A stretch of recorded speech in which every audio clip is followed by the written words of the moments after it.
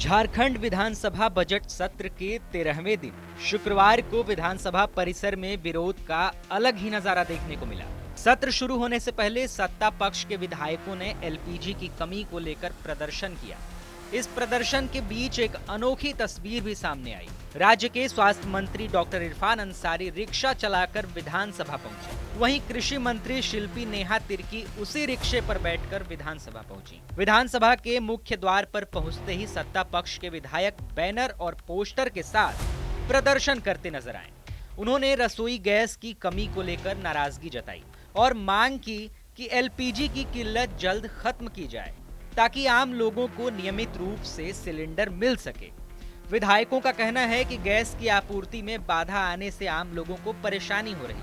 इस दौरान मीडिया से बातचीत में कृषि मंत्री शिल्पी नेहा तिर्की और स्वास्थ्य मंत्री डॉक्टर इरफान अंसारी ने कहा कि देश में जो हालत बन रहे हैं वे कहीं न कहीं इमरजेंसी की याद दिलाते हैं।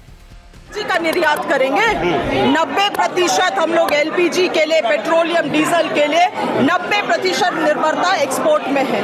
और आज जिस तरह से स्थिति बन रही है, आप देखिएगा छोटे छोटे व्यापारियों से लेके बड़े बड़े व्यापारियों का इसको बहुत बड़ा नुकसान होने वाला है। आप रेस्टोरेंट्स बंद हो रहे हैं, होटल्स बंद हो रहे हैं। कल को मोदी जी बोलते थे पकौड़ा तल के खा लो, अब तो पकौड़ा तलने के लिए भी गैस सिलेंडर नहीं है। मैडम अभी तो ये समस्या है, लेकिन वर्तमान में समस्या से निपटारे के लिए आपके पास वैकल्पिक तैयारी क्या है? वैकल्पिक हम लोग करेंगे। वैकल्पिक भारत सरकार को करना है। निर्यात कौन कर रहा है, एक्सपोर्ट कौन कर रहा है? भारत सरकार कर रही है। This is absolute display of fault government, faulty governance है ये। कल हरदीप सिंह पुरी ने पार्लियामेंट में कहा कि किसी तरह का कोई किल्लत नहीं है। पर्दा ढाकने का काम कर रहे हैं। उनको सदन से निकलना चाहिए, जाना चाहिए, लाइन में खड़ा होना चाहिए, तब उन्हें समझ में आएगा। और आज तो स्थिति ऐसी हो गई है कि जेब में आपके पास पैसा भी होगा तो भी आपको डीजल, पेट्रोल और एलपीजी नहीं मिलेगा भारत में। तो भाई ऐसा तो नहीं कि बीजेपी ने इसी महंगाई को मुद्दा बनाकर कांग्रेस के ऊपर स्मृति ईरानी की अगुवाई में दबाव डाला था, आप फिर उसी कहानी को दोहराया जा रहा है? अरे उस समय फिर भी ऐसी स्थिति नहीं थी। आज तो इतनी ही बुरी स्थिति है कि जिसका मैं बयां भी नहीं कर सकती हूँ, उसको लोग झेल ही रहे हैं। गैस के दाम अभी तो रिक्शा चला रहे हैं भाई। अगर भाजपा की सरकार रह गई है और तो हम लोग तो लगता है कि एकदम गोरा में बैठेंगे हम लोग। ये निश्चित तौर पर आज झारखंड में गैस की किल्लत हो गई है। मैं विभाग का मंत्री हूँ। आज माँ बहनें हमसे मांग रही हैं, गैस नहीं दे पा रहे हैं। प्रोग्राम में बेटियों की शादी है, गैस की किल्लत हो गई है। जिम्मेवार कौन है? देश के प्रधानमंत्री जी कहाँ सो रहे हैं?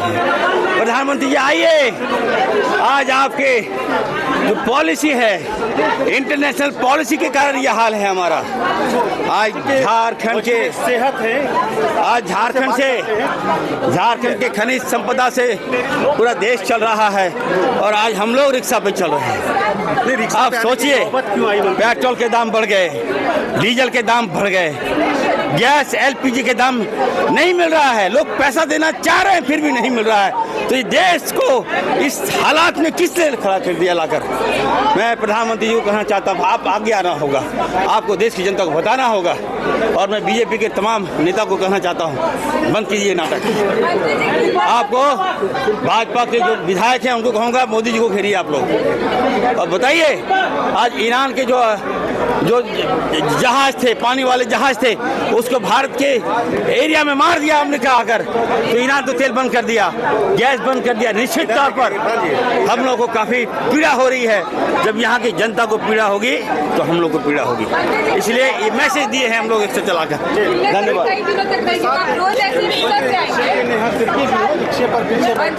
और राज्य के वजीर सेहत रिक्शा खुद खींच रहे हैं और राज्य के वासियों को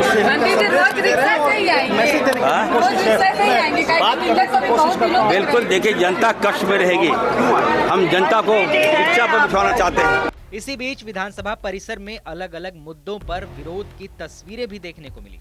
सत्ता पक्ष के विधायक एलपीजी की कमी को लेकर प्रदर्शन कर रहे थे, जबकि अन्य मुद्दे पर विपक्ष भी लगातार सरकार को घेरने की तैयारी में था। विधानसभा की कार्यवाही के दौरान पहली पाली में प्रश्नकाल आयोजित होगा, जिसमें विभिन्न विभागों से जुड़े सवाल उठाए जाएंगे।